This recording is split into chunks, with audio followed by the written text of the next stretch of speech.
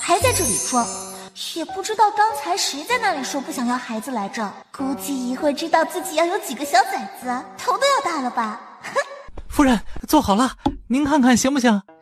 差不多，你们现在在签上分别写上男女就行了。3个人闻言，顿时眼睛放光的一起下手，一会儿的功夫，一切搞定。跟着，一群人全部蹲下，眼睛一个赛一个的瞪得老大，全盯着中间开始摇晃的小兔。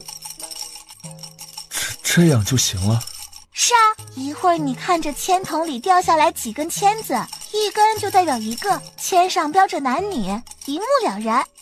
这半个签筒里的签儿，竟是有一大半跑了出来。怎么会这么多？1个、2个、5个、8个、11个、13个。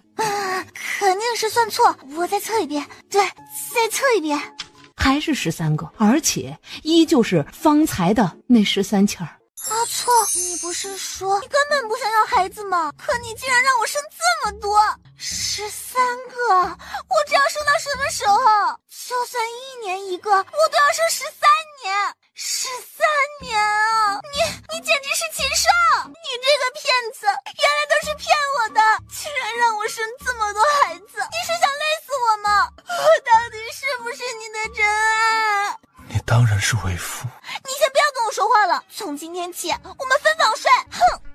这是怎么了？不是说陪你男人吃饭去了吗？哼！别跟我提那个混蛋！这是宁都公又惹到你了？哼！他何止是惹到我，他简直是要我的命啊！我看是你要了他的命吧。小明啊，你会养孩子吗？怎么，你这是准备要生啊？是啊，我可能很快就要有了。真要生啊？那我可以带，虽然我还没带过，不过可以学啊。那你努力多学点哈，我可能生的会有点多。你这话说的，那能有多少？13个。你说真的？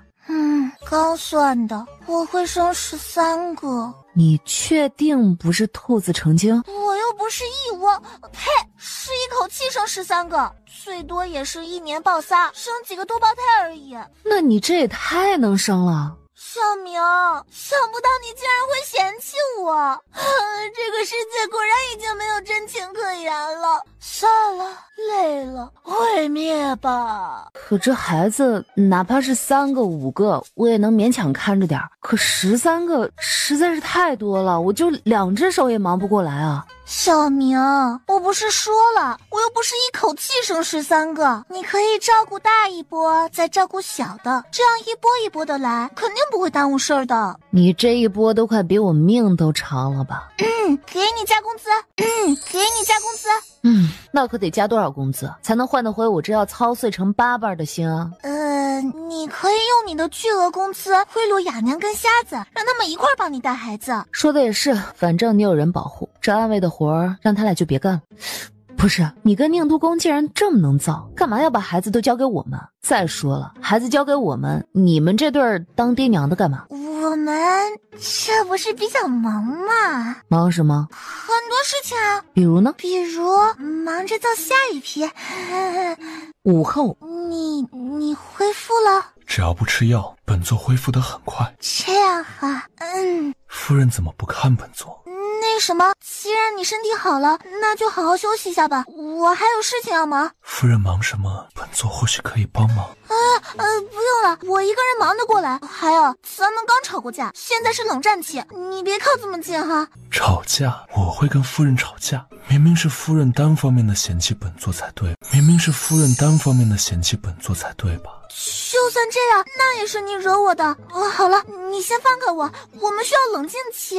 本座知道啊，所以本座特意冷静过后才来找夫人的。那你冷静可真够快的。所以夫人，咱们和好吧。干什么你？快放开我！好了，小东西，别玩了，再玩本座真要被你玩坏了。谁玩了啦？明知道本座说的都是实话，还说本座骗你，一副受伤难过的样子，又指责了本座一番，还说要跟本座分房睡，全程连一句解释的机会也不给，直接扭头跑。现在还说要本座冷静。小东西，本座这几日已经够惨，你看我笑话就算了，再继续下去，本座是真的会吃不消的。小东西，几日了？什么几日了？本座说，本座有几日没当过你了。好几日了吧？阿错。本座说，本座有几日没当过你了。阿错。翌日，前朝等了一早上的百官们收到了通知，宁都公又罢朝了。你怎么在这里啊？主子爷忙着，我没事干呗。那你帮我批折子吧。这可是主子交给你的活儿，奴才可不敢。你现在倒是悠闲了，怎么不着急小主子了？主子这不是在忙着造吗？那可是10几个呀，我现在也要开始准备着了。准备什么？当然是准备小主子的尿布、衣服还有小鞋子了。你老实告诉我，这次主子他要多久才出来？这我就不知道了，爷宿了这几日，谁知道要多久。今儿一早我过去，发现夫人宫里的奴才都放假了。等萧兔再从寝殿出来，看着熟悉的满园春色，竟是有种恍然隔世之感，这让他对某人的牙痒痒的紧，抬起小脚直接踹了某人一下。夫人的腿竟还这般有力，是本座小看夫人。你好几日都不见人了，这会儿既然出来了，还赖在这里干什么？忘记告诉夫人，本座从几日前就不必再去处理朝政了，今后可以事事都陪着夫人。你不去批折子了，那朝务怎么办？已经有人去批了。谁还能帮你处理朝政？不是，你把朝政交给别人处理，你当这个皇帝干什么？自然是在家陪夫人，今后夫人无论想去哪里，本座都有的是时间。感情夺回来这江山就是为了丢给别人，那你还当这个皇帝干什么？不如做回你的宁都公得了。做都公也要忙，可做皇帝不用。切，你还真是有理有据，逻辑清晰。哎呀，你既不用忙，就好生歇着吧。本夫人要去忙了，先说好，跟我可以，不许你捣乱。夫人这是准备去哪里？前几天让人做了点小玩意儿，这几日应该已经差不多了，我过去看看。主子，怎么样？东西都做好了吗？几日前就做好了，成品已经都在里面了。走，我带你进去看看好东西。就见偌大的房间中摆了一大排造型奇特的农具，都是他没有见过的样式。怎么想起来做这个？自然是为了赚功德啊！怎么样，我厉害吧？厉害。我准备将这些东西向所有人普及，到时候夫人美名定能享誉天下，说不得有多少百姓要立生寺筑庙宇，感谢夫人的大恩大德。主子，夫人，外面有人求见。谁啊？说是朝臣特意来找夫人的。确定是找我？有没说什么事儿？好像是说关于上次赈灾的事宜。赈灾啊？那就让他们进来吧。这些事情怎么不找你，跑来找我了？说明夫人比本座受欢迎。是他们根本就找不到你吧？不过赈灾的事情上次却是我牵的头，可我估计也不是为了此事。或许是这群家伙最近又想找你上课了。他们这是还没过够当学生的瘾啊！主要是夫人说的话振聋发聩。那正好，趁着这个机会，让他们将这些农具带回去，大量督造。参见圣上圣后。都起来吧。这些莫非是农具？造型好奇特呀！我也没见过呀。这个好像是翻地的，这个难道是播种吗？看这个是收割用的，这里有镰刀。这些可都是利国利民的重器呀，难道是圣后跟圣上这几日研发出来的？这些东西只是我从前在一些古籍上所见，就试着让人做了出来了。这里有几样物品，微臣实在是看不出是什么，不知可否请教圣后啊？看着几人一副求知若渴的眼神，萧兔直接让李明善给几人讲解。你怎么不说话？本座在算他们要浪费夫人多少时间。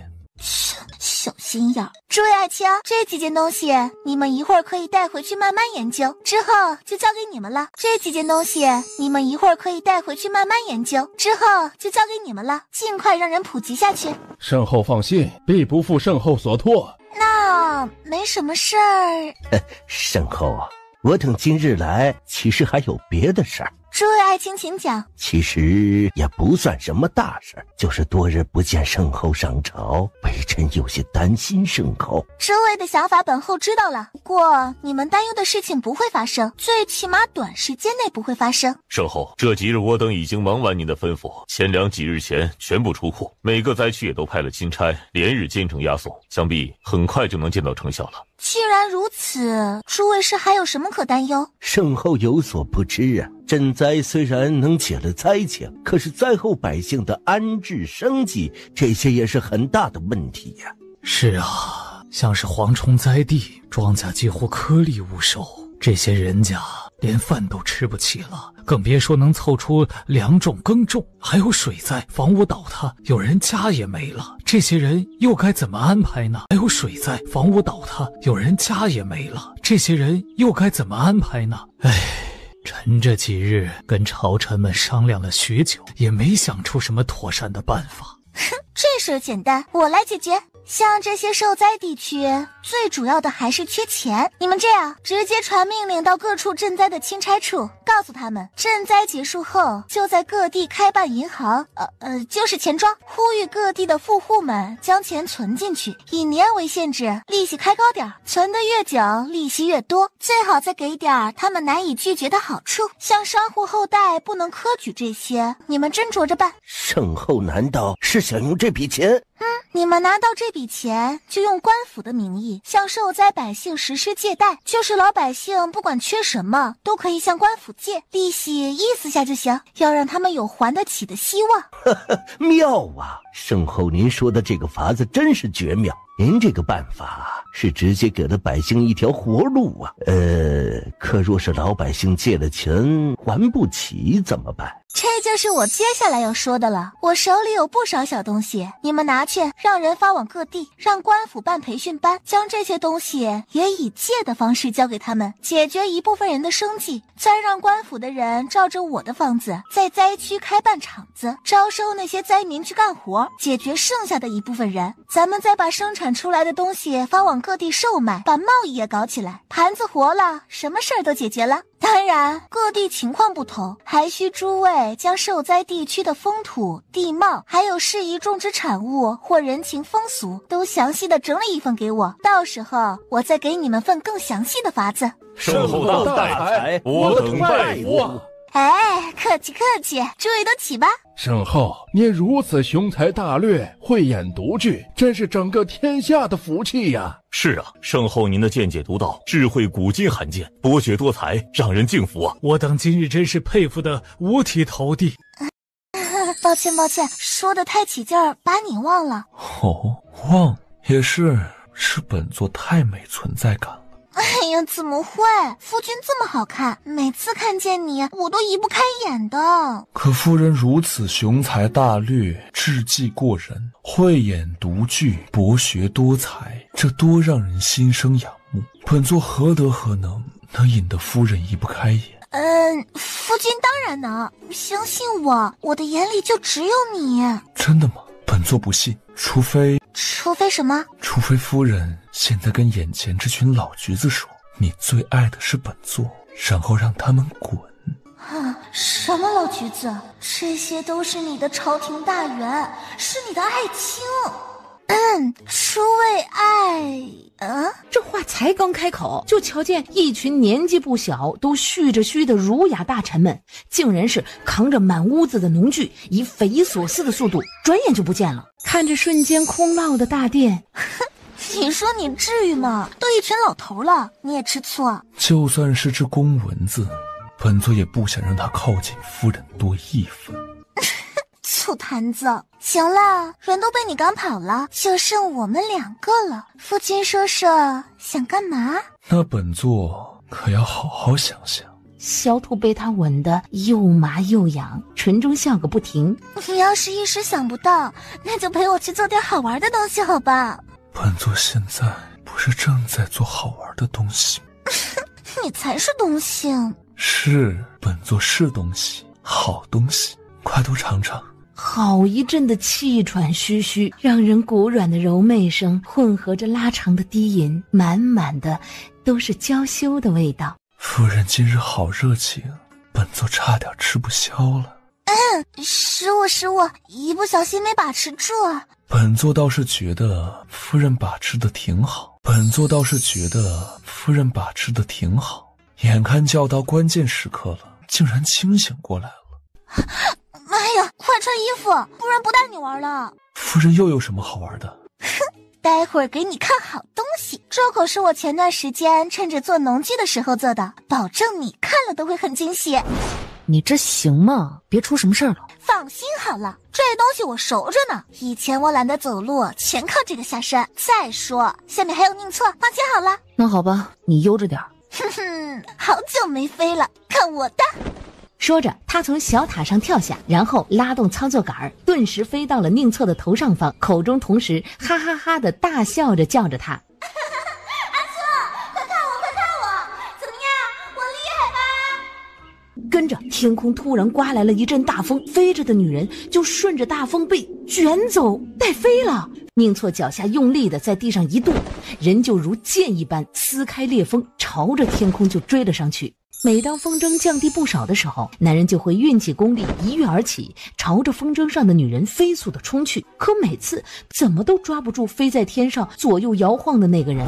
阿错，要不算了，你别再蹦了，都蹦一路了，你休息一会儿。本座不累，就是为什么本座总是抓不住你？难道是本座跳得还不够高？已经很高了，你都跳过一座大山了，我还从没见过你这么能蹦的人。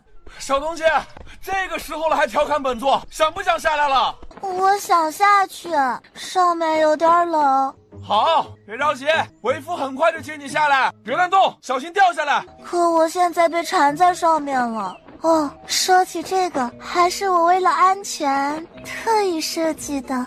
要本座夸下你的气质吗？大可不必。这时一阵风拂过，小兔身上的大风筝左右的开始摇摆起来。阿错，你听得见吗？阿错，你听得见吗？我听得见。阿错，你听我说啊，马上就天黑了，你会看不见我的话，千万别着急，我有功能护体，肯定会出事的。一会儿你找个地方休息一晚上，等天气之前才来找我就行了。乖啊，休息好了才能快快找到我。我要是说了你的话，也会尽快找你的。好，本座知道了。阿错，今天月亮这么好看，我就找好玩了，咱们多聊2天再见啊！不准生气，不准发脾气，不准再闪人，要听话，我会想你的。刮了3天的风，终于在这一日停了。哎呀，3天了啊！不，过了今夜就第4天了。主子爷自从那日回来，衣服也不换，什么也不管了，就这么不眠不休、不吃不喝的开始看地图。哎呀，3天了，就这么不眠不休、不吃不喝的开始看地图。他知道他家爷这是要根据风速来测算出萧夫人有可能降落的地方。爷，这里有条消息，奴才觉得有些问题，可能跟夫人有关系。说，主子爷，有个叫黄土县的地方衙役被人灭了，凶案现场有人留了个小兔子的图案，您看看这图案下面人描绘下来了。这是那小东西特意给我留的记号。夫人真是聪明啊，想方设法的给主子爷您传消息，肯定是知道爷您在他离开后会担心他，会着急，这才在身边不方便的情况下想出这个办法来告诉您他在哪儿。可见夫人她这几日也是在担心着主子您呐。本座是不该让他担心，哎，是，就是这个理。如今有了夫人的消息，爷，您终于可以放下心了。哎，这样，奴才知道爷您心急，肯定是迫不及待的想去见夫人，所以奴才现在就让下面人去准备。主子爷，你也趁着这个时间拾掇下自己，到时候也能以最好的状态迎接夫人，不是？那黄土县衙是怎么回事？爷，您别担心，县衙人已全部被灭，绝对伤害不了夫人的。而且就凭这些臭鱼烂虾，也没那个本事啊。是吗？是，肯定是的。按照现在的情况来看，这些人死在夫人手里的可能性很大。爷，您知道夫人的，她平日里不喜欢杀生，就算是有人惹到她，她也不会轻易杀人。可这一次，夫人竟然杀光了整个黄土县衙，这肯定不是私人恩怨，定是这群人做了什么伤天害理的事儿了，惹得夫人动了真火了，而绝不是这群不长眼的狗东西伤着夫人才引发的呀。不清楚的事情就去查，本座给你时间，明天早上给本座结果，下次再敢凭着臆测给本座答案，小心你的舌头。爷放心，明儿一早奴才肯定弄清楚。爷，您现在是先吃爷，你好歹吃一口再走啊！饭不吃觉不睡，现在又冲出门去了。依主子的性子，这一去肯定是一路直奔黄土县，路上就更不会停下来吃饭了。这怎行啊？哎，不行啊，得跟上去。路上好歹能劝主子吃一口也好啊。来人呐，赶紧给本总管备马！叫完也没停下，赶紧叫来手下，将主子刚才吩咐他查黄土县的事吩咐下去。此事事关夫人，事儿多严重，本总管不说你们也知道。记住，一定要快，将咱们最好的鹰隼全散过去，吩咐那边离得近的场卫也全赶过去。记住，主子爷只给1夜时间，明儿一早黄土县就算多死一条狗，本总管都要知道。大总管放心，主子的话刚出口，下面人就已经动起来了。好，本总管走了。经理要是出什么状况，去找宁流云。阿错，终于来了，人家想死你了。本座也想你。阿错，这几天你有没有想人家啊？想。这几天你有没有想人家啊？想，本座很想你。有多想？很想，本座很想你。那你怎么不吻我？小兔，找到你了，小兔，找到你了，你是我的，是我的，谁也不能带走你。好饿，小兔，我好饿。阿错，带我回你住的地方吧。本座还没找到住的地方。没地方？那你在哪里沐浴？路上溪水中。小兔别说这些了，本座真的好饿。再次紧紧地搂住他，吻如暴雨般砸落下来。萧兔话都没来得及说，就被呜的一声席卷了去。随着月色越发圣洁，一道泛着雪白柔光的女人正隐现在朦胧的雾气中。这一晚，萧兔觉得自己整个人都身处在水深火热之中。你够了，很快了，很快就好，快结束，不然我真要生气了。可是小兔，花好美啊。清晨的雾气更加的浓郁了。怎么了？主子出来了？主子没出来，就是属下想告诉总管，天就要亮了。天都亮了呀？爷的住处都安排好了吗？总管放心，咱们的人已经聚办了，只等主子他们出来，立刻就能入住。这地儿看着也太贫瘠了，真是委屈咱们家爷了。哎，可不是嘛，奴才看周围连个楼阁都不见，能给咱们督主找到最好的地儿，也就是个四合院了。这怎么行？房子现盖来不及了，不过物件却是一点都不能马虎。你赶紧传信，让咱的人赶紧往这边送。还是乐总管您想的周到啊，奴才这就让人去办。赶紧的，争取在主子从夫人那儿正常后，将东西都准备好了。大总管放心，肯定安排的妥妥当当的。这还好是本总管跟来了，不然就你们这群小崽子啊，怎么能照顾得好主子爷呢？主子带路。小兔，你就这样消失在了本座面前，本座怎么找都找不到你。本座只是太想你，本座只是太想你，太想你了。我也想你的，阿错。本座知道，小兔。翌日大清早，宁错，对于这2日你的所作所为，你难道就没什么想跟我说的吗？这2日本座爽了。混蛋，我问的是你这个吗？可这是本座这2日最直观的感受。谁问你的感受了？我问的是我，你这几日对我的所作所为，就没什么该说的吗？不过几日没疼夫人，夫人竟更紧致了。萧兔无语。切，看什么看啊你？吃饭啊？看我能吃饱了。常言道，秀色可餐，本座今日吃不吃你？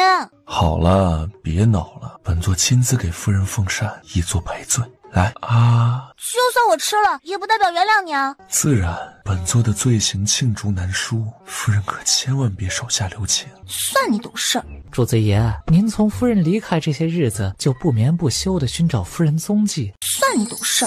主子爷，您从夫人离开这些日子，就不眠不休地寻找夫人踪迹，一连数日都滴水未进，又日夜兼程，马不停蹄地赶路，更是顾不上吃饭休息。如今夫人已经找到了，您总该能放心吃一口了吧？提这些做甚？本座饿了自然会吃。宁错这混蛋，当老娘360度的眼睛是瞎的吗？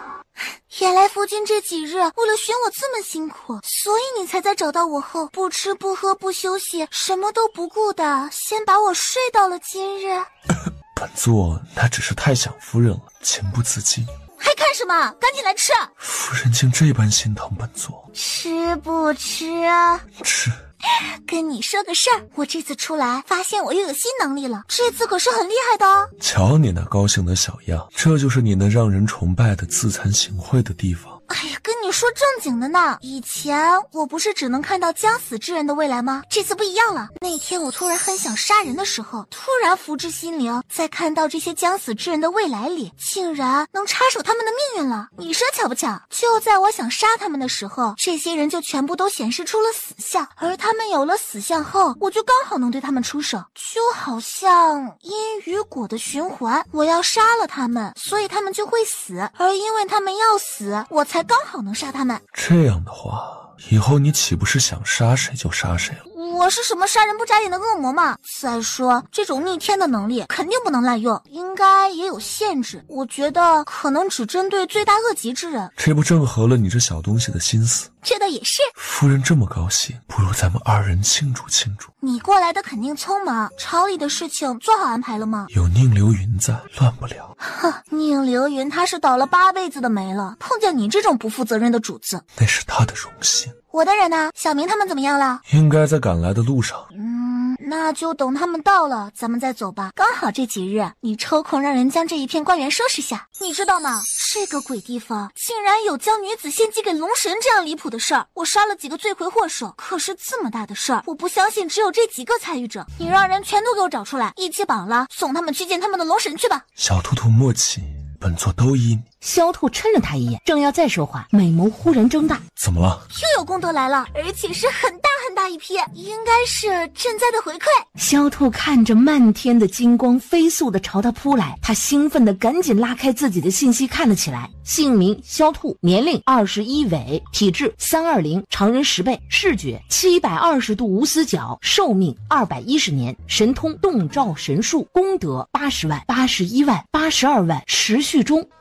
怎么会这样？那孩子的事儿其实是活得太久了，所以才生出这么多的吗？可普通人的寿命哪里会有这么长？宁错这混蛋，就算逆天了也活不到200岁吧？毕竟再妖孽，他也还是人类啊。所以孩子可能不只是个宁错一个人生的。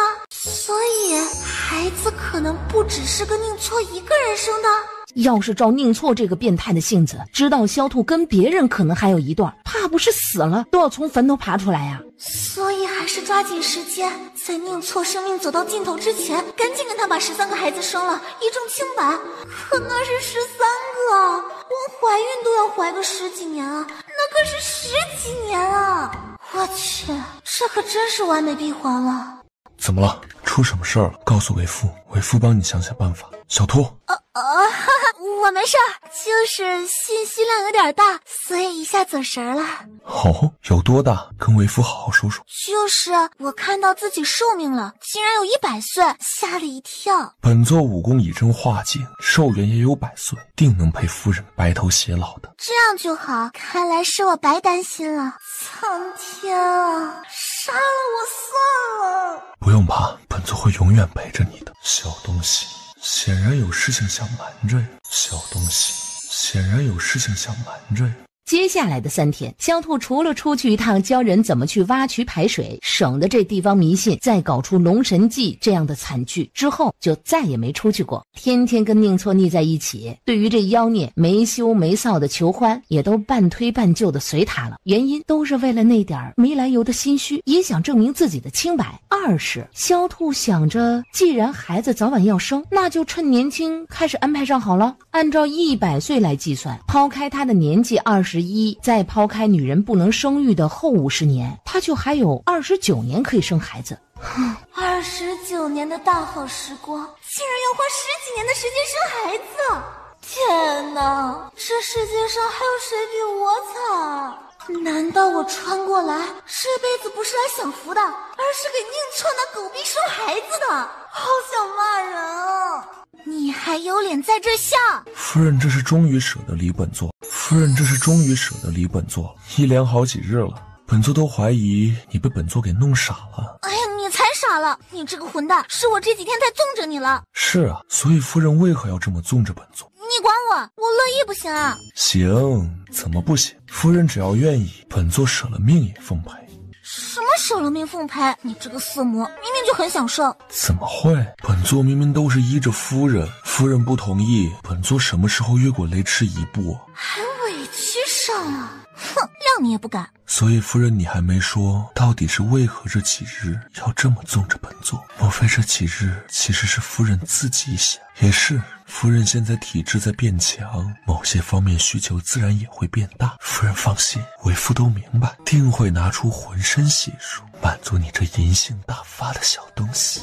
谁淫性大发了？你才淫性大发，你全家都淫性大发。小东西，本座的全家就我们俩。本座的全家就我们俩。你又干什么？小东西，本座知道你有事忙，本座也给你时间了，现在该告诉本座了吧？需要本座做到你说吗？夫君，你再给我2天时间，我想好再告诉你，好不好？宁错这个疯批知道了，还不知道会干出什么事儿。就算要说，那也要想好理由再说，而且只说寿命，然后再一口气生13个孩子给他保证。至于关于未来可能有什么野男人出现的话题，丁点都不能沾，不然男人疯了怎么办啊？好，为夫就再给你2天时间。夫君真好，为夫还有更好，你试试。低头狠狠地吻住了他的花瓣唇，缠住那粉嫩玉滴，与他唇舌交融。不是，咱俩不是说好了吗？你这么气势汹汹的，会让我怀疑自己露馅了。你这又是哪一出啊？小明，你终于来了，你再不来就见不到我了。所以哪一出？这次不是演的，我这次是真的被榨干了。你知道吗，小明？我这2天已经开始喝药了。宁错他不是人，我吃着药都熬不过他。他的肾是金刚打的，我的身体已经要垮了，我人都被他玩坏了。我现在就是个破布娃娃，我已经生无可恋了。所以这次又是为啥？小明，你说话咋带口音了？跟你学的。哦，那没事了。你还说不说？我就是有件事儿没告诉他而已。所以你瞒了他什么事儿？这个不是重点，小明，我还没说到。不，这就是重点。只要你把这件事儿告诉他，你的一切困扰立刻就迎刃而解了。好了，就这样，我刚到有些累，就先走了。夫人这是想去哪儿呀？夫人这是想去哪儿呀？夫人不会忘了，今日是咱们约定好的日子吧？怎么会？我小兔说话一向一言九鼎。那就好，夫人让本座多等2日，本座做到了，现在可以说了。这件事情可能说来话长。既然这么长，本座陪夫人去床上慢慢聊。不要，那我真说了，你要答应我，不能生气。而且此事我这2天想了想，应该能有解决的办法。这2天夫人竟然还抽得出时间想事情，你听不听？听，夫人说吧。那那天我看见功德入账后，发现我的寿命信息出来了，有200多岁。夫君，我说过此事定有别的办法，我想来想去，应该还是功德的问题。这东西一直在改造他的身体，寿命会增加，肯定也会跟这个有关啊。要是这样，不知能不能将这东西分给这家伙？要是这样，不知能不能将这东西分给这家伙？这样寿命的问题、孩子的问题，甚至莫须有的野男人都不再是问题了。这个妖孽也能一直陪着我，完美。怎么了，夫君？没什么，只是觉得夫人说的事情太重要了。对，此事太严重了，很影响我们甜蜜到老的伟大计划，所以我决定了。所以这么重要的事情，夫人知道后却没第一时间告诉本座，这不太像夫人的一贯作风。不知夫人可是有什么难处？没什么为难，我就是担心夫君你知道了，心里会不舒服啊。既然如此，夫人为何要心虚呀？夫君说什么？无缘无故的，我怎么会心虚？小东西，你知不知道，你高兴的时候喜欢叫本座老公，撒娇的时候喜欢叫本座阿错，气急败坏的时候喜欢叫本座宁狗子，心虚粘人的时候就喜欢叫本座夫君了。阿错，这会不会是你弄错了？对于夫人的事情，本座向来不分大小，事无巨细，全都记得清清楚楚。就连昨夜你这小东西一晚上叫了多少声，哪声最爽，本座都记得一清二楚。要本座细说下证明吗？不必了，我谢了。信了就老实交代吧。那好吧，不过先说好，我说了你一定不生气才行。本座答应。那什么，这事说起来还跟孩子有关，你不是不想要孩子吗？我也是抱着顺其自然的心思，想着要是有就顺便生2个。可是上次我们明显排斥多生的情况，卜卦却连着2次数量都没变，所以我就想这其中肯定有什么问题。刚好这次猛然巧见自己的寿命竟有那么久，就一时想差了，以为这么多孩子或许不是我跟你一个生的。阿错，这事儿就是我吃惊之下乱猜的，实际上一点点的事实依据都没有。我发誓哈，我绝对没有半点想找野男人的意思，而且我都想好了，不就13个吗？我跟你生就是了，多大点事儿啊？什么多大点事儿？那可是13个孩子，你当生孩子跟下鸡蛋似的？你竟然笑了。夫人可是愿意为本座生13个孩子，本座怎么可能不笑？听说女人愿意为男子生1个就是真爱了，夫人竟愿意为本座生13个，那岂不是对本座爱得死去活来？不是，你只听见我说这个了吗？我可是还说了。本座听到了。那你不生我的气吗？本座永远都不会生夫人的气。你认真的？就算我是说就算，我之后可能还有别的野男人，你也不会生气吗？自然，如果这是夫人意思的话。你不对劲儿，你绝对不对劲儿啊！你不对劲儿，你绝对不对劲儿啊！那是因为本座知道，只要本座还在一日，你这小东西身边就不会有别人。至于之后，本座会在死之前先杀光这天下所有的男人。这样夫人就不必苦恼自己的猜测成真了。对，就是这个味儿，就是这个鬼畜又变态的疯批味道。就说刚才反应不对吧？是啊，是个鬼啊！你说什么？不行，绝对不行！你杀光天下男人，只剩下女人怎么办？你这是要让世界毁灭吗？再说，你留给我一个寡妇国是怎么回事？所有女人抱在一起哭男人吗？那本座不杀，全都阉了。你这阉了跟杀了有什么区别？那就只杀长得好的。那也不少人好吧？那就阉了他们。你这个混蛋，你这是和杀和阉杠上了是吗？小东西，差不多了，这是本座最后的让步了。差不多了，这是本座最后的让步了。萧兔看着他那副样子，气得脑袋一懵，直接撞在了他的脸上，砰的一声脆响，两人额头同时肿了一个大包。午后，小乐子手中拿着药，视线诡异地看着男女主子额头上个个顶着的大包。啥游戏呀？对对撞，碰碰乐。都怪你，你的头是铁铁铸的嘛，竟然这么硬，我都快疼死了！你怎么不说话？本座怕说话惹夫人生气。你不说话就不惹我生气了？那本座说你想听什么？就刚才的事情，你就说你错没错？错了。错哪儿了？哪儿都错了。你每次都这一句，我这可是在跟你讲道理，你就不能换句话说吗？给我好好说。本座不会跟夫人讲道理。为什么？因为本座讲得过夫人的话，夫人还是会生气。本座不想惹夫人生气。算了，不说了，药拿来。真是的，头这么硬，为什么还会肿这么大个包？头这么硬，为什么还会肿这么大个包？可能知道是夫人撞的，他不敢小点吧。净会胡说。午后的微风一阵阵的吹着。爷，还野男人？哪个呀？是谁呀？让他来见本座呀！看本座不把他撕烂了喂狗！哪个地方又跑出来个野男人了？这夫人跟主子爷这是说什么了？瞧把爷气的，哎呦！吩咐下面的人从今日起去给本座找最好的美颜圣品来，不管是奇药武功还是药方，本座统统都要。爷，您这是要送给夫人吗？那夫人收到您这么用心的礼物，肯定高兴坏了。蠢货，是本座要用啊什么啊？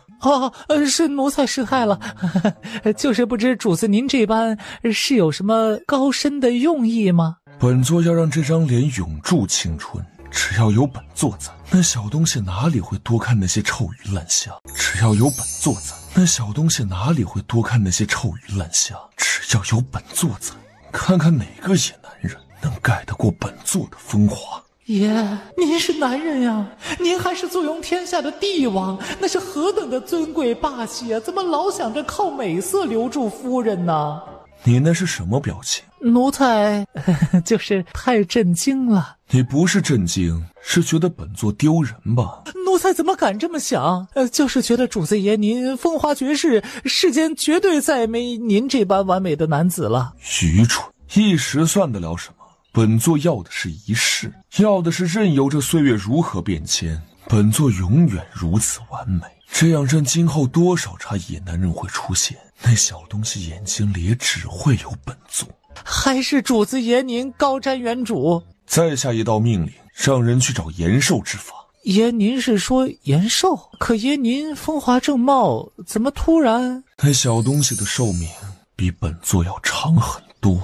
怎么会这样？那夫人的寿数是多少？怎么会是多少都不重要，重要的是本座要陪着她，一直陪着她。爷，您这是叫人去办吧。听说南疆、湘西这些地方有很多千奇百怪的东西，让人收拢的人去研究，100年之后本座只要活着。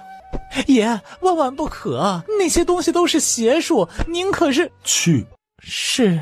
小兔一个午觉醒来，不光瞧见外面的天都黑了，他还睡得骨头差点散架了。宁错，你这个混蛋，你说是不是趁我睡着干什么坏事了？夫人醒了，怎么一起来这么大火气？我问你话呢，混蛋！说你是不是又趁着我睡着干坏事了？别以为我现在身体恢复太快，没痕迹我就抓不到你把柄了。一个午觉而已，我怎么可能会睡到天黑？而且睡得全身骨头都像是散架了。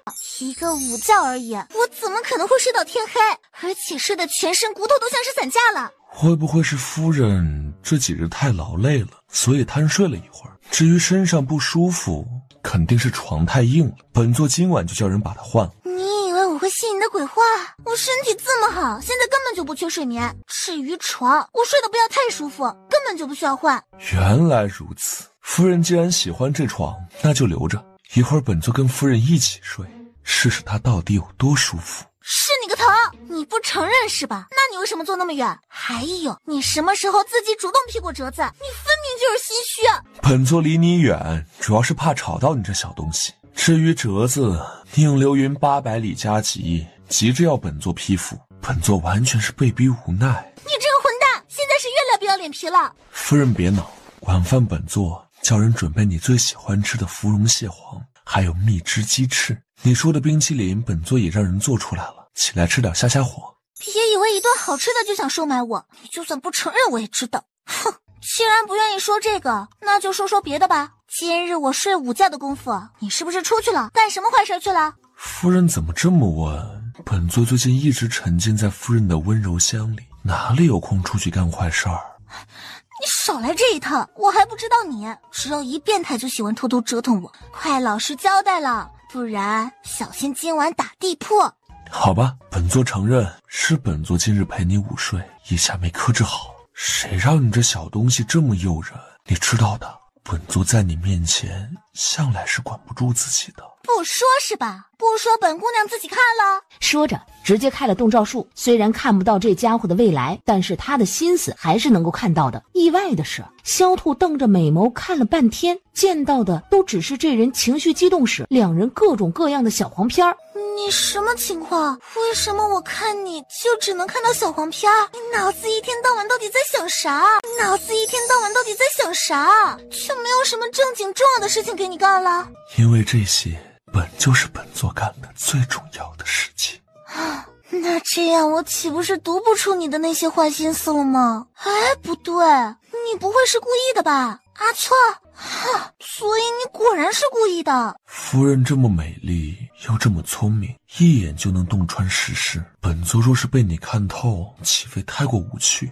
无趣的男人有什么意思？无趣的男人怎么留得住你这可口的小东西？行吧，勉强算你说的有理。不过别说我没提醒你啊，你千万别再瞒着我做什么坏事了，知道吗？怎么会？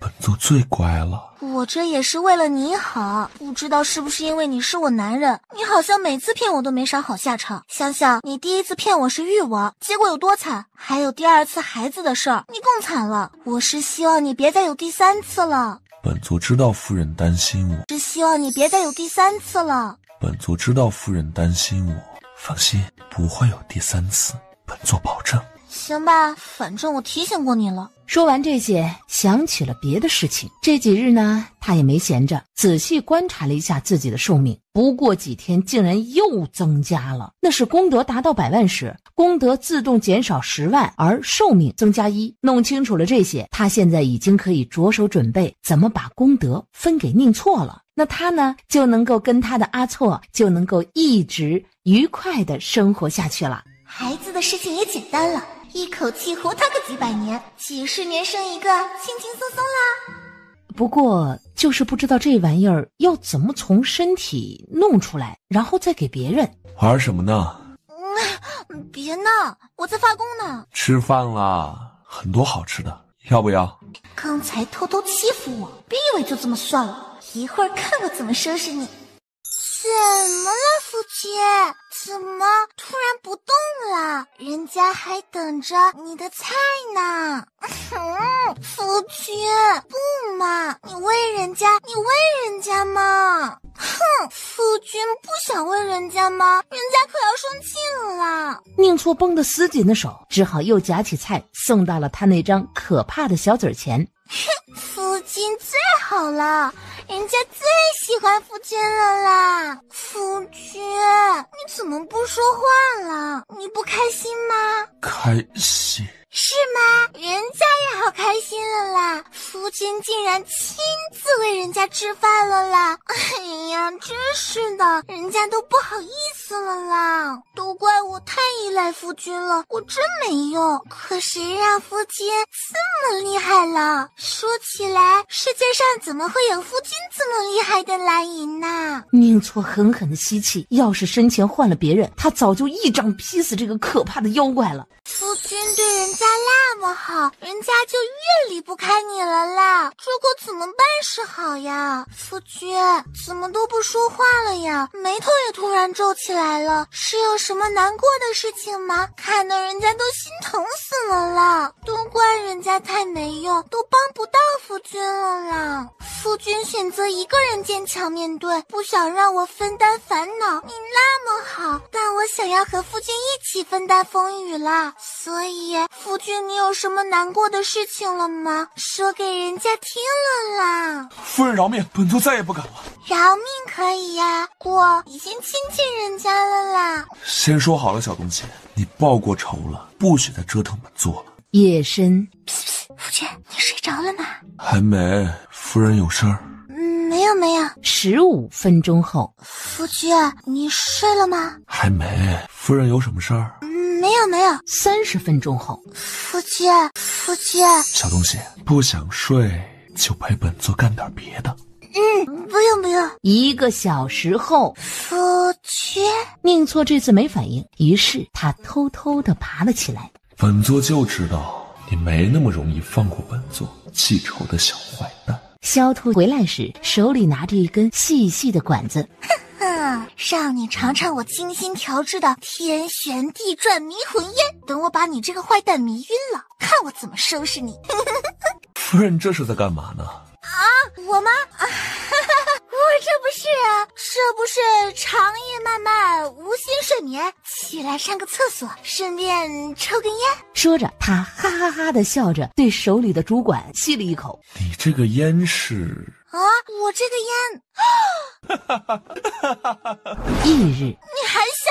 信不信跟你绝交啊？好，夫人别闹，本座不笑了。好了，小东西，本座这次真不笑了，让本座好好亲近你这小可爱。才是小可爱，你全家你全村都是小可爱。夫人这次反应很快啊。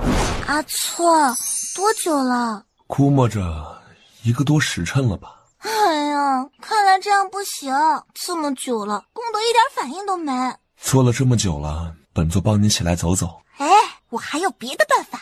临兵斗者皆列阵在前，出来！可功德依旧没有丝毫变化。天灵灵，地灵灵，太上老君快显灵，急急如律令，出！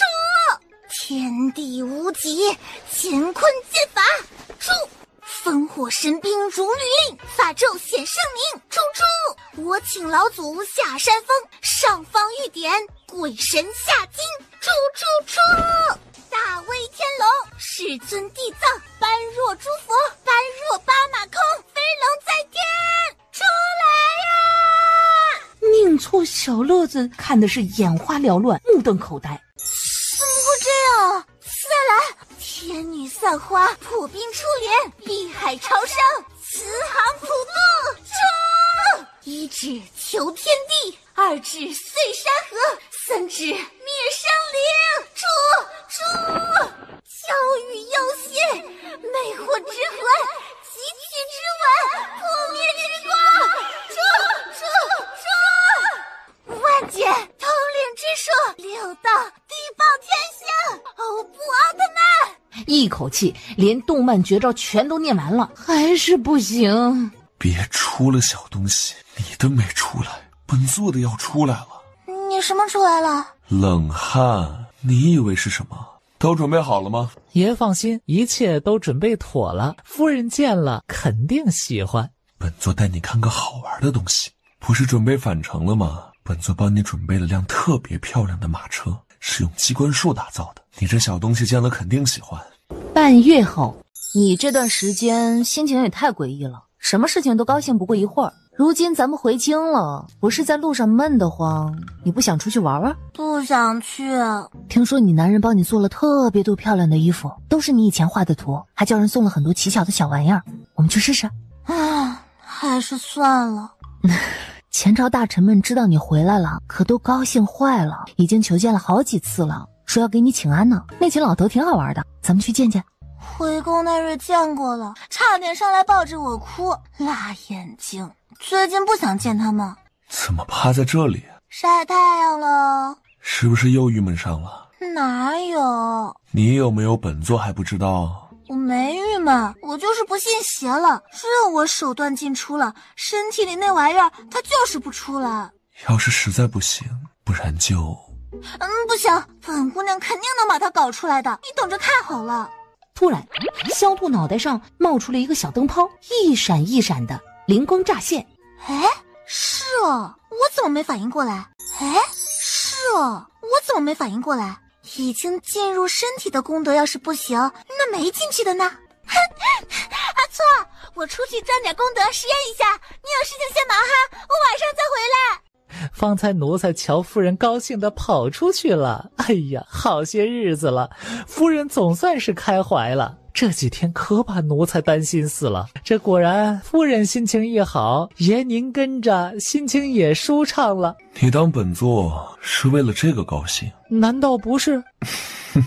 自然不是，本座是在笑那小东西急了，他因为本座急了，你知道吗？这恕奴才没用，没懂爷您的意思是？那小东西啊，都不高兴半月了，让所有人下去哄都高兴不起来。你可知他是从什么时候开始不高兴的？好像是回京的那日吧。啊，是了，就是从那一日开始，这一路上夫人都闷闷不乐的。对，就是那日。对，就是那日。他那日怎么都照不出自己的功德，也从那开始他天天郁闷的不行，一连半个月了，干什么都无精打采，连着平日里最喜欢的吃喝玩乐都提不起劲儿了，整日里就苦思冥想琢磨这件事情。这个奴才知道点儿，就是不知道夫人怎么就跟这事儿较上劲儿了。自然是为了本座呀，他召唤功德是想为本座延寿用。别人知道自己能活好几百岁，第一时间怕是高兴的不知道怎么办是好，可他知道后，第一时间却是怕本座多想，满心跟本座说怎么在有限的时间赶紧把他注定要有的孩子跟本座全生了。后来发现自己寿命是因为功德所致，就开始想方设法要将功德弄出来分给本座，他要帮本座延长寿命，做不到他就怎么都开心不起来。你知道这是为什么吗？小乐子赶忙摇头，这是他在乎本座呢，他都在乎死本座了，自己还不知道呢。他都在乎死本座了，自己还不知道呢。恭喜主子筹谋良久，心愿得偿。哦，本座筹谋什么了，就心愿得偿了？是奴才失言，爷，恕奴才不敬。您费了这么多心思，千娇百宠，细心呵护，甚至都不要夫人如您这般做出任何回应，将她捧在手心里，纵着宠着，要的不正是夫人她再也离不开您吗？不愧是本座座下第一心腹的乐大总管，本座想什么都知道，整日里没事儿，净琢磨本座的心思了吧？哎呀，奴才哪儿敢呢？再怎么说，奴才也是主子爷您亲手调教出来的。本座放在心尖尖上，捧在手心里的花呀，当然要永生永世都离不开本座才好呢。主子爷，既然夫人已经在想办法帮您延长寿元了，要不南疆那几个地方的事儿就先停了？不，让他们加快进程去办。本座要他们用最快的速度给本座想出法子来。爷，您不同意就算了，怎么还要加快速度呀？没瞧见你们家夫人烦成什么样子了，本座怎么可能看着她一个人着急？可这事儿夫人要是知道了，可您总要给夫人个说法不是？到时候您怎么说呀？就说本座神功大进，或者吃了什么稀罕的好物，总归多的是礼，本座不让他发现就是了。那您岂不是又要骗夫人了？你这狗奴才今儿是活腻了吧？奴才这可是为您好啊！爷，你也不想想，您哪一次想骗夫人落得好了？主子爷，下面人递了消息来说，南疆部族那边派了使者来京朝拜，人现在已经在路上了。哦，有说为什么而来吗？那边什么都没说，就只送了封加密的信过来，说是对方首领亲自给主子爷您的。还真有法子。苗部首领说他们部族的圣女已经先到京了，你派人看着办吧。小乐子只见纸上除了字，下面还有一幅精致的女子蒙着面纱的画像。你收敛着点儿，没瞧见旁边人看见你都开始绕路走了吗？不应该啊，我就出了趟门没多长时间啊，怎么回来后一个麻烦缠身的都没碰见了？这不是好事吗？行吧，这条街看来是没有了，咱们转换阵地吧。救命啊！萧兔骤然转过头去，谁喊救命？让我来！住手！有一个送上门的，一起带走。在一群人就要抓住他时，一股淡粉色的烟雾朝身后之人洒去，瞬间离得最近的几人被淡淡的粉色包围。你这女人竟然会使烛！不然姑奶奶怎么敢一个人孤身救人？红衣女子却是眼睛一弯，嗖嗖嗖的，指尖几枚银针甩出，狞笑着扑来的一群人全部中招，就晕倒在地。看来这里是不需要你帮忙了。这人这样子，怎么看着这么眼熟呢？可不是，对方这做派倒是跟你有几分相似。确实是有点像啊。果然，这个世界上如我这般有意思的人还是很多的。是，你最有意思了。赶紧走吧，时间可是不早了，你还一个人没救上呢。赶紧！圣女，你在看什么呢？哈苏，都说在外面不要叫我圣女，而是要叫我的名字伊娜。是，属下记得了。我刚才看到了一个很有意思的姑娘，竟然追了我一路想要帮忙，他们却往那边去了，咱们跟过去看看吧。可是，伊娜，族长说要您一道上京的话，最好是直接进宫。可你已经在城里耽搁了好几日了，咱们……哎呀，走了，那姑娘看着就很有意思，我要过去看看。你不去，我就自己先走了。这位施主，是不是要找人啊？我是要找人。你这小姑娘是听说我的事儿了？哎，非也，我没听说。不过我正是施主你要找的那个人。莫非您就是名动京城救苦救难的灵妙大师？哎呦，太好了，我终于找到您了。无量寿佛，施主不需多礼。我今日出门远游，所以并不在京城，劳烦施主日日寻我了。原来是这样，怪不得我这几天跑遍了整个京城都没碰见大师，这才慌不择路的找了几个算命的试试，不想碰见的全是骗子。大师，我的事儿……你所求，本大师已知晓。是觉得自己得了重疾，不久于人世，想将自己的女儿托付一户好人家收养，对吧？大师就是大师，未知先不料事如神，果然如外边传的一般神妙。我所求啊，正是此事，还请大师不要嫌弃麻烦，帮我这一把，找一户想要女儿的积善人家，我好将我家小安送去，不然等我死后，她自己就只能在这世界上孤苦无依了。你这事儿不难，不过施主有句话说错了，你女儿小安除了你之外，在这世界上并不是孤苦无依。大师，你不是还有个丈夫吗？虽然失踪2年，可却还在人世上。你是说我家那口子还活着？自然活着，不过是出门在外时不小心受伤撞到头，失去了记忆而已。他现在就在京城之中。你此刻顺着这条路去到主街上，找一家叫广元的茶行，你丈夫现在就在那里了。大师，您说的可是真的？我家那口子真的还活着？我现在就去找他。哎，施主的病或许可以去京城医馆再诊治一下，毕竟乡间郎中大多学艺不精，或许是误诊呢。多谢大师，这次算是一把帮了3个人，功德应该也有个几十吧。那妇人没有病啊？你看他能将人提起来揍的样子，哪里像是有病的人，被人忽悠了而已。哼，那这妇人倒是挺倒霉的。丈夫丢了几年，自个儿还到处被人骗，也没算倒霉到家，这不是碰见本大师了吗？这倒也是。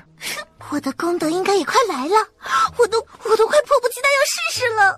怎么样，哈苏？我就说这位姑娘很有意思吧？你说的对，这女人确实很神奇，她那是什么神奇的力量？莫非真能未卜先知？咱们部族里的巫可都没有这样的能耐。我以前就说人外有人，天外有天吧，让你们不要总是小看族外人。圣月，这女人这么厉害，咱们把她抓了带回部族吧，她肯定对咱们族里有大用。你们这群家伙是怎么回事啊？怎么个个仅长肌肉不长脑子？属下身为圣女身边的勇士，只需要保护圣女。算了，不过你啊，想抓对方是不可能的。为什么？你就不能用脑子好好想想吗？刚才你一瞧那女人身上的神奇，都忍不住想抓住她据为己用。可这女人呢，出门身边就带了一个护卫，可她在整个上京大街上，一不做掩饰，二不做伪装，就这么大摇大摆的救人，这说明什么？这说明什么？说明人家根本就不惧有人会抓她，更不惧被人知道自己的不凡。这么肆无忌惮，只有2个原因：一是这女人自己很厉害，让人不敢动她；第2个就是背后有更厉害的人护着她，没人敢动。那圣女觉得是哪一个呀？我觉得2个应该都有吧。哈苏啊了一声。啊什么？我说这么多，你怎么还不明白？2个原因，不管是第1种还是第2种，这人都是个大麻烦。这样厉害的人，你有什么把握能够掌握住他？是第2种就更麻烦了。你也不想想是什么人，什么样的地位，在这整个大前皇城里能让人心生不敢。如今很可能二者齐聚，你要是还想去抓他，那就是自找麻烦。就在对方离开的同时，周围房顶树木各个隐秘的地方，忽然密密麻麻地出现了足有上百来人，正随着他的移动而悄然移动。这些难道是暗中保护的人？怎么这么多？这么多人，这么多人，藏哪儿了呀？藏得下吗？你们不嫌挤得慌？这些人不是普通的护卫，每个武功看起来都极高，而且他们应该是朝廷的人，还可能是东厂的人。东厂？那不是整个大前朝廷最可怕的杀人机构吗？听说满朝文武无不闻之色变，这群人怎么跟在那个女人身边保护？圣女，你是不是看错了？看他们的衣服，黑衣锦纹，红莲似血，还有他们的武器，你看见血滴子了吗？那些可都是东厂标配，这些我来之前阿爸都跟我讲过。竟然是真的，可这些人怎么会跟在那个女人身边？对方是什么人？看那样子笑眯眯的，也不像是什么身份尊贵之人吧？对方发现我们了？应该是早就发现了，在我们悄悄跟踪那女人之时，对方应该就察觉到了，不过是见我们一直都没有主动靠近，只当是路人好奇，所以才没管我们。现在又发现我们在此偷看，应该是在交流要不要过来杀人，不过最后还是因为要保护那女人，所以才离开了。这也太吓人了吧，哪有人派这样一群可怕的人保护啊？这是每个靠近的人都要甄别一遍，有不对劲的全杀干净吗？我想我知道那女人是谁了。是谁？是那位刚杀光大昭皇室，推翻御史皇朝称帝的宁都公夫人，也就是现在的大前皇帝宁错的帝后。皇帝的妻子不该称皇后吗？是帝后，因为咱们这位刚登基的宁大都公是带着他的夫人一起登基称帝的，朝称双帝。这带着夫人一起称帝，这人疯了不成？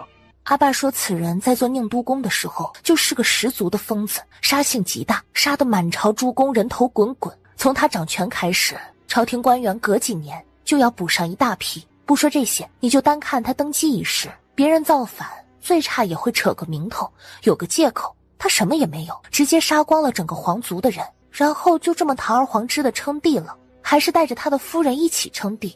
只此就能看出此人有多霸道，嗜杀，横行无忌。这种暴君都没人反他吗？你都说他是暴君了，谁反他不是找死吗？可这么可怕的人当皇帝，天下人就不会怕吗？那我就不知道了。不过我听说此人宠妻如命，就刚才见到的那一位。这样一想，有那么多人暗中保护对方，也就说得过去了。如果这些传言是真，那圣女你岂不是很危险？你就不用担心我了，我自己知道该怎么做。我怎么能不担心圣女？大巫死前说圣女您的命格极贵，是否？住口！大巫死的时候人早就神志不清了，他说的话怎么能信？可哈苏，我早就告诉过你，只有愚蠢的人才会抱着不切实际的妄想。部落阿爸现在就是被这种妄想冲昏头了。我刚才跟你说了这位大前先帝的生性，怕是你就将此人当成个只喜杀人、生性残暴的疯子了吧？那我就再跟你说说对方的生平好了。传言此人至今不过20来岁，却已把持朝政近10年，也就是说对方在10几岁之时就已经在当时的大昭稳坐权力巅峰。你要知道10年之前的大昭可不是他灭亡前的样子，当时的皇帝还没有躲进后宫不问朝政，文武百官齐心拥戴他们的皇帝，御家更是有位战功赫赫的御老王爷。甭管天下乱成什么样子，可当时的御史却是实打实的稳坐皇位。那你说当时还只是个少年的大前先帝是怎么从这样稳固的皇权中一步步做到后来把持朝政的宁大都公的？是靠他一路发疯杀过来的。可无权无势的时候谁帮他杀？如果此人没有可怕的心机城府，他会爬得这么快；如果没有让人畏惧的手段，他会逼得当时百官拥戴的皇帝躲到后宫不敢露头；如果没有玩弄人心的缜密心思，会迫使当时手握重兵的御老王爷远赴边关镇守，会在血洗朱雀街百官之后半点水花没激起的全身而退。所以你跟阿爸的想法实在是太天真了，拿区区一个命格来说事儿，真以为对方那样的人会在乎？怕不是刚说出来，这位能将皇位都分出去讨自己夫人开心的大前先帝会立刻将我杀了祭天吧？那现在怎么办？听我的，别多事儿，别生事儿，该怎么样就怎么样。等阿爸他们来了，办完了该办之事，我们立刻离开这里就行了。可族长那里，阿爸那儿你不用管，他就是一时被天大馅饼砸晕了头。等他亲自来了，见过我说的这位大钱的新弟，很快脑子就会清醒过来了。好吧，我听圣女的。这才对嘛。不过还有一件事儿，我还要郑重的再提醒你一遍，就是你刚才动心思说要抓那女人，从现在开始即刻死了再对对方有任何不利的想法，不然我都救不了你。圣女放心，属下知道其中厉害，不会再乱来。你这么说我就放心了。时间不早啦，咱们也该吃饭了。哎呀，今天吃点什么好呢？是红烧狮子头，还是东坡肉？哎，还是桂花鸭呀？哎呀，要不还是都试试吧。这外面的菜可实在是太好吃了。圣女这变脸的速度是不是有些太快了？圣女不可，我们还要赶着进宫，一起拖延很久了。这姑娘一看就很有趣啊，而且看身段肯定是个美人。不过看着挺眼熟的，很像某个变态整日圈着不放的兔子精。公子，此人应该就是咱们要找的那位南疆圣女了。怎么会这么巧？本公子差点被某个变态累死在宫里，好不容易要了份轻松的差事出来，一来就碰见要找的人了。那本公子还怎么趁此机会好好的放松放松啊？你小点声，这可是在大街上。本公子怎么小声啊？你们是不知道我这半月是怎么过的吗？你看看我这脸上的黑眼圈都掉在地上了，再看看我这刚长出的白头发啊！我才21呀，我他娘的都长白头发了！我才21呀，我他娘的都长白头发了！宁错他就不是个人，他把老子当驴使唤。不，驴晚上还能休息一下，老子连驴都不如，白天黑夜的忙啊！老子那一斗血了，你都知道吗？那血不是你用红色颜料勾兑的吗？假的。本公子不这么做，今天能出得来吗？我说，人虽然找到了，不过人家看着玩的挺高兴的，还不一定愿意进宫呢。这样一会儿呢，若是他拒绝的话，咱们就晚点回去。本座记得自己只是出去了半月，你们这群人就什么脏的臭的都敢送到本座的案前来了。先看看这个，临安府城的防卫军跟驻军打起来了，起因是因为上官喝醉引起的，还死了20几个人。哼，好，很好，不愧是我大钱的兵，怎么就没死干净？找本座干什么？还有脸申诉？既然这么喜欢打，全部送去边关做敢死队。继续下一本。这个更有意思，官员巡视地方去妓院嫖妓，被有仇的妓女把那玩意儿咬掉了，上奏说是公赏，要朝廷奉养。哼，要奉养是吧？养，让人把他其他地方全起，本座给他养。这群混账东西，这是排着队的来惹主子爷生气呀！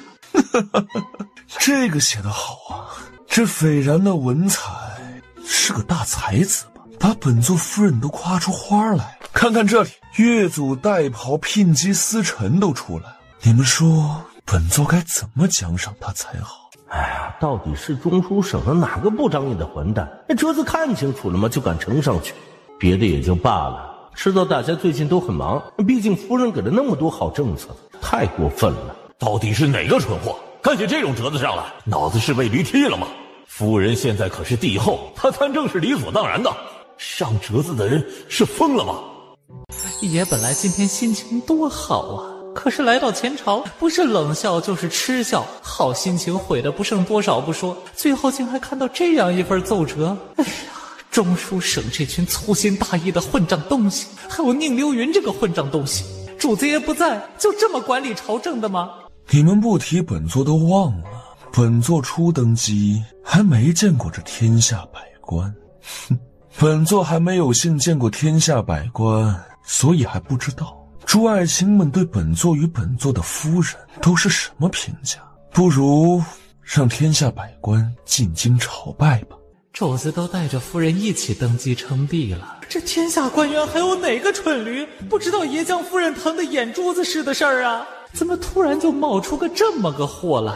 现在好了吧，可以带着一大群跟他志同道合的官员们手牵手一起去下地狱了。我好像来的不是时候，哎呀，夫人，您现在赶紧去管管你们家这位呀，他又要发疯了，我们都快被他给吓死了呀。夫人回来了，来，这是又做什么了呀？把大家都给吓跪了。没什么，就是看见了几份让人生气的折子。圣后来的正好，我们刚好跟圣上说到赈灾上的事儿。有个官员给百姓放粮的时候，引发了灾民暴乱，被打得头破血流。是啊，还有个府城驻军跟防卫军打起来的，圣上刚才看见，气得不行，已经让他们全部冲敢死队军了。这都是哪里来的人才啊？可不是，本座都没想到，我朝官员里竟有这么多能人。哎呀，那也不必生气，处置了不就好了？时间不早了，都回了吧。众人如蒙大赦，快速的行礼，快速的消失。好了，夫君不生气了，接下来就让小兔兔陪你吧。夫人准备怎么陪本座呀？那你的小零食来了。那本座尝尝。你的小零食来了。那本座尝尝。我说乐大总管啊，你这是杵在这干嘛呢？圣女，请先稍等片刻，主子正在里面忙着，晚一会儿肯定传召。这位公公客气，本圣女知道了。小乐子笑着点点头，然后转头恶狠狠地去看宁流云。宁流云莫名其妙地挑了一下眉，正想说话呢，却被小乐子一把拽去了一边。今天非要好好的骂一顿这个不靠谱的家伙不可。坏了！我去！谢谢啊。你干嘛了？怎么突然人就被打飞出去了？我刚才不小心朝店里看了一眼，然后就……看一眼就被打了？看见什么了？宁错在里面干嘛呀？是我自己没管住好奇心，看到不该看的东西。这南疆圣女也是，叫她等在门外，偏要好奇的朝里偷看。这下好了，直接被打飞了。亏得对方是个女的，而且是来京替爷做事儿的，不然刚才可就不会只是受伤这么简单了。抱歉，我就是好奇心太重了，绝对不是故意的。算了，也是我没跟圣女说清楚。不过主子爷动怒，门也关上了，今儿个还会不会召见你就不好说了。好，我明白，还是多谢这位公公。主子在里边到底干嘛呢？看都不让人看一眼。你说呢？小兔回来了，就在里边。我们家这位爷呀，就这副德行，凡事只要沾上他那位夫人，就没个正常的时候。这样，待会儿呢，我把自己珍藏的疗伤药给你，再亲自为你运功疗伤，当做赔罪，怎么样？这可是你说的啊！一会儿你可要亲自陪我回去一趟。嗨，没问题。圣女，主子传你觐见。不用担心，既然召见你，肯定不会是为了惩罚你，不然他根本不会多此一举见你了。听你说这话，我反而更紧张了。没办法呀，我们家这位主子爷就这性子。走吧，一块儿进去。南疆圣女，听着好神秘的样子。以前看过各种影视剧中，这种角色可都是很厉害的。南疆圣女，帝后圣安，公主圣后青春永驻，美丽如花般绽放，永不凋零。圣女客气了，快快入座吧。多谢圣后。这么好看啊！当然有意思了，而且很有意思哦。醋精，想什么呢？我说他有意思，是说这人跟你那好堂弟有段缘哦。你是说他会是宁流云的姻缘？不是哦，是露水姻缘？那就不清楚了。不清楚？是啊，我看不到这女人的未来哦。是因为宁流云？那谁知道啊？不过宁流云跟我的因果关系有这么大吗？竟然会因为他的牵连导致另一个人我也看不见，这种可能会不会有些牵强了，夫君？说不得是此女不怀好意，可能对夫人有害也说不定。本座替你杀了她。夫君好像还没告诉我，这些南疆使者进京是来干嘛的？南疆使者进京是来干嘛的？说是进京献宝来了，至于宝物，要等他们的使者团进京后才知道。切，嘴里没一句实话。苗圣女，本夫人有件事情挺好奇的，不知道你能不能替我解答？圣后有事情尽管说，伊娜必定知无不言。那太好了，不知道你们南疆这次进京献的那个宝是什么呀？不瞒夫人，我早在半年前就出门游历了，这次进京也只是路过，所以还并不知道族中这次要进献的宝物是什么。不过夫人要是想知道，我回去即刻就去献给阿爸问问，到时候我再来告诉圣后。算了。萧兔感觉一阵的不爽，转头看向身边笑得妖孽横生的男人。你最好不要被我发现，又背着我搞什么，不然的话，哼。夫人放心，本座绝对不会，本座保证。切，最好是这样。这个女人很特别，有点像她那么点意思。她没跟宁错说，对方真正的姻缘可不是宁流云，而是他家这个邪恶的妖孽。也就是说，眼前这女人是他萧兔的情敌呀，而且对方身上的姻缘红线已经模模糊糊的朝宁错这边来了。竟然喜欢我家这坏蛋，或者是后来会喜欢？宁错这个腹黑蔫坏的大坏蛋，肯定是背着他跟这群南疆人要搞什么。苗一娜这群人就是为他干这事儿来的。还敢说是宁流云连累的，这混蛋！宁流云都快成你的专属背锅侠了吧？还是人家堂哥呢？不让我知道，我就不知道了吗？等着办，等我把这位小情敌先挖干净，看看你这混蛋还怎么狡辩。在他正要开口时，忽然瞧见门口几点金光朝他飞来，这是他等的功德到账了，应该是下午指点的那妇人终于跟失忆的丈夫相认了。去哪儿啊？去厕所。这里不方便，他要找个地方试验一下自己的想法去。南疆圣女，大前陛下，你很聪明，谢陛下夸奖。那就保持好这份聪明，可千万别给本座杀你的借口。陛下放心，绝不会有下一次。本座的夫人对你很感兴趣，你陪她好好玩玩，到时候你们族部要的土地，或者是要本座派兵帮你们一统南疆，都没问题。圣女不愿？不，愿为陛下效劳。东西带了吗？陛下放心，东西就在我身上，只等我族将祭器带来，随时都能为陛下举行仪式。仪式？什么仪式啊？我说宁错，你又要搞什么呀？回去让这位南疆圣女跟你说好了。你不是去入册吗？怎么搞成这样？没事儿，可能上得太急了。净会胡说，快过来歇歇。你这样子倒是好像出去跟别人打了一架。别提了，我先休息休息。你们说什么呢？怎么感觉气氛有点凝重啊？这不是夫人不在冷场了吗？气氛有点凝重啊？这不是夫人不在冷场了吗？哼，看来关键时刻还是需要我活跃下气氛啊。他这话一落，殿内的苗一娜身体骤然一僵。萧兔见他微变的脸色，勾起红唇，正要开口，门外又有金色的功德飞来了。没办法，他只能再次起身朝后殿冲去。又去哪儿啊？去厕所。片刻后，萧兔再回来，依旧是气喘吁吁，红彤彤的小脸儿还冒着香汗。是不是在外面乱吃东西了？没有。他又不是真上厕所，只不过是在厕所这个隐蔽的地方试着指挥功德而已。可那玩意儿一个劲儿的只会往他身体里钻。不过好在他刚才终于成功的控制住了他们，现在这些小金点儿就在他脑袋边老实的待着呢。宁错这坏蛋的寿命终于有指望了呢。正乐着，他又看见有功德来了，他丢下一句上厕所，再次跑了。你老婆这是吃坏肚子了吗？你老婆这是吃坏肚子了吗？就你张嘴了，真是一句都不允许人说你女人。片刻后，萧兔又回来了，去请太医。不用了。放心，我这不是引起的啦。我真没事儿，待会儿我忙完就跟你解释。圣女，你出来了，怎么样？见到那位先帝了吗？见到了。是不是真如传言那么可怕？你没事吧？是很可怕。不是说了，计划开始前不要见面的吗？大巫，我来找你就是为了计划。我今日见到那位大前的先帝和那位受尽宠爱的萧夫人了。两个都见了吗？怎么样？跟传闻有差吗？不差，应该说是更甚。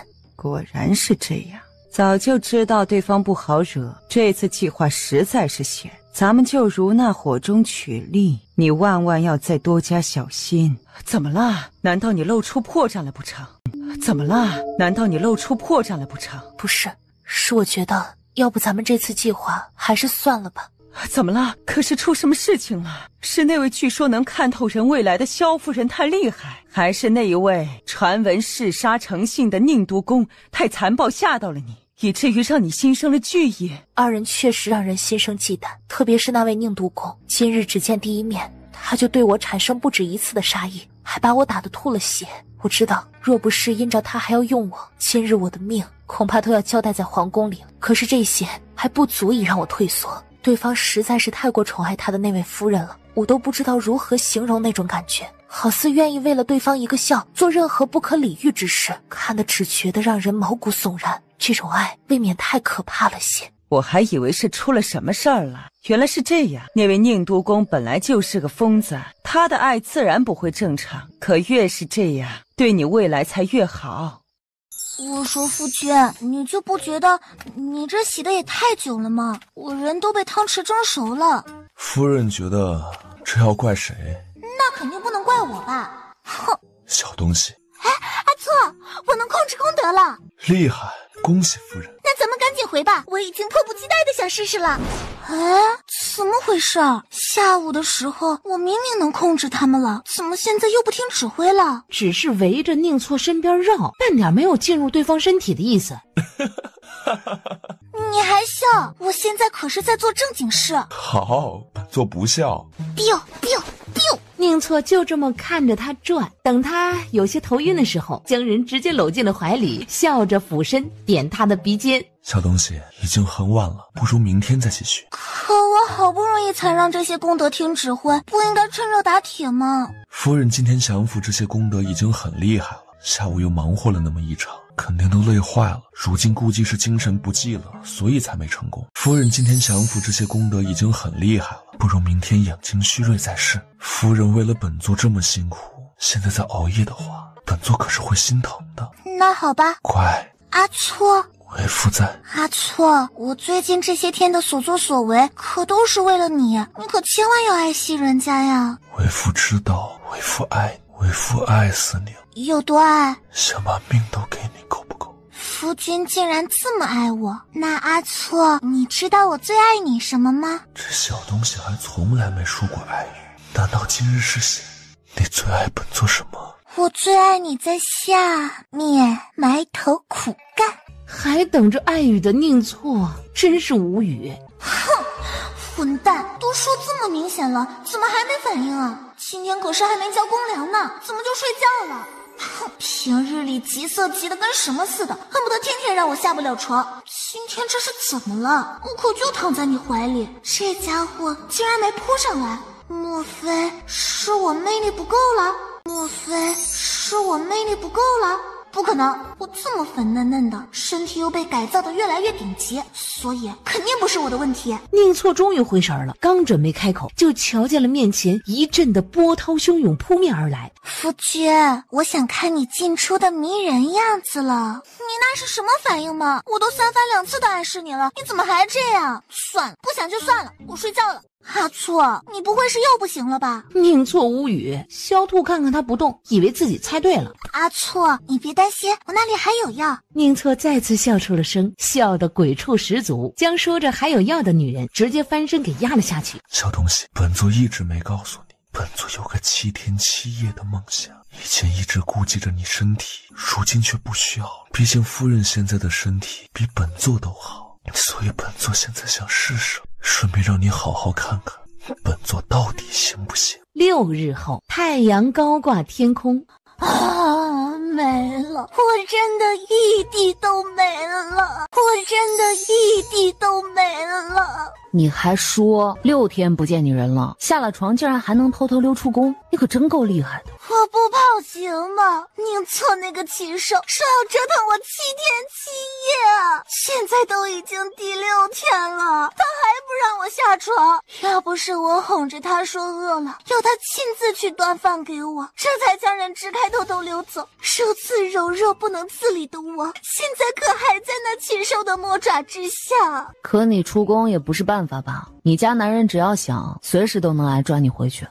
这你就不懂了吧，小明？只要打断这7日的连贯，那就不算7天了。所以我只要躲过今天下午，那宁错的7日梦想就破碎啦。你有没有想过，所谓梦想，如果一次完不成的话，那么很可能会有2次。是哦，那怎么办？我现在回去还来得及吗？哎，不对啊，我干嘛要回去？下次他再敢，我还跑不就对了吗？是了，反正绝不能让他混蛋得逞。呵呵，再跑难道就没有再来的？他家那男人像是会死心的人吗？你这不是让自己陷入无限循环之中了吗？走吧，小明，还有几天没出门了，京城的百姓肯定又该想我了。小明，我好像饿了，你帮我买2个王记包子回来，我先垫垫，等会儿我带你吃好吃的。别乱跑，一会儿就回。肖兔地点头，背着小手朝热闹的人群看去。什么情况？这也就几天没出来，这俩人这是好上了？可是不对啊，苗一娜的姻缘明明还印在我家坏蛋身上啊，怎么突然又跟宁流云好上了？想着，肖兔视线就落在了宁流云的身上，不看不知道，宁流云这货竟然是真喜欢苗一娜了。哼，这女人可以啊，心里面惦记着我家坏蛋，面上又勾搭上宁流云，这明显是要搞事儿啊！就知道这女人不对劲，果然这不就来了。夫人怎么在这儿啊？真是太巧了。就这演技，现代奥斯卡都欠他一个小金人儿。夫人这是从哪儿来啊？我从东土大唐来。夫人就一个人吗？我怕半个人吓到你。夫人真会开玩笑。那什么，今天突然在街上见到夫人真意外，不过我很高兴。你放心，接下来我会让你一直高兴下去。这话怎么听着就这么不是味儿啊？其实这几日我一直在找夫人，不过听说夫人跟圣上都很忙，所以也不敢私自去打扰。不知圣女阁下找本夫人是有什么事情吗？我听说夫人您是整个京城出名的大师，所以早就想找夫人算上一卦了。哦，要找我算命是吧？明白。圣女想算什么？我想算姻缘。首先呢，从圣女的面上来说，你的前半生是注定没有男人缘的。那我的后半生呢？少女前半生没有男人缘，可是到了后半生，少女前半生没有男人缘，可是到了后半生，你就怎么样？就习惯了。南疆的圣女，不知道你找我家主子什么事儿？小明，你回来了。这位圣女没做什么，就是找我来补个姻缘而已。这主仆2个都什么人啊？不行，再冒险待下去，肯定会被萧兔看出破绽。夫人既然要用膳，那我就先告辞了。希望以后还有机会再跟夫人聊。这也算用膳了？还真是聪明。这女人找你来干嘛？不会真的只是为了算卦吧？应该是特意来接近我的。接近你，她想干什么？莫非是想对你不利？那倒不至于，人家的目的从始至终就不是我，而是我家那个大坏蛋。你是说这女人是冲你家宁错来的？她脑子没事吧？你也不能这么说人家。再怎么说，我家阿错虽然看着是吓人了一点，可他乃是这天下的帝王啊，又长成那样，有人垂涎是挺正常的。你既然知道这些，怎么还放任对方？急什么？这一个不过是先头兵，人家背后还有一个使团呢，而且这人已经急得团团乱转了。想来这几天是想方设法都见不到某个坏蛋，这才在宁流云身上下的手。这位流云公子不会真是喜欢上对方了吧？虽然很不想承认，可是看起来好像确实是真的。他现在有点怀疑，这位南疆圣女会不会是修了什么媚术啊？不然怎么就这么几天就俘获了宁流云了？莫非就是仗着这一点，所以才冒这么大的风险积极宁错的？南疆那个使团到哪儿了？昨日已经进京了。这么快？是很快，好像屁股后被人赶着似的。这么远的路，竟然7日就到了。听说明日南疆这些人就会进宫朝拜啊？这么无缝衔接的吗？爷，夫人扔下您跑了，您不去追呀？说的本座追的人就会回来，让本座继续睡似的。南疆部族的那些人都已经让人悄悄给围了，爷您看。可惜了，就差一点，本座就能悄然把事儿办了，偏那小东西给跑了。主要还是爷您下手过早了，怎么6日前就……本座倒是想晚些时候，可你知那小东西那晚是怎么气本座的？本座当时如何忍得住？就算夫人不气您，爷你也没见得忍得住过。反正现在夫人是跑了，还刚好赶在南疆人要觐见的时候，夫人到时候要是不去凑热闹才见鬼了呢。本来他们家爷的意思是在南疆使团来时提前将萧夫人折腾到床上去，这样呢他们家爷趁夫人睡着的时候抽空出去一趟，神不知鬼不觉的将事情就给办了。这样就算夫人心中有些怀疑，可也不会发现他们主子爷干了什么。可是现在主子爷又没把持好自己，竟然提前6天就开始睡人了，一连6天呀！萧夫人都愣是被他给吓跑了。哎，都不想说了，这都第几次了呀？都不想说了，这都第几次了呀？只要事情碰见夫人，哪怕爷刚开始想出再完美的计划，最后都会砸在自己手里。你这狗奴才日日里腹诽本座，本座就那么多槽点给你吐是吗？多大点事儿，不就是让那小东西错过南疆这些人吗？有什么难办？大不了今日那小东西回来，本座多睡他几日补上不就是？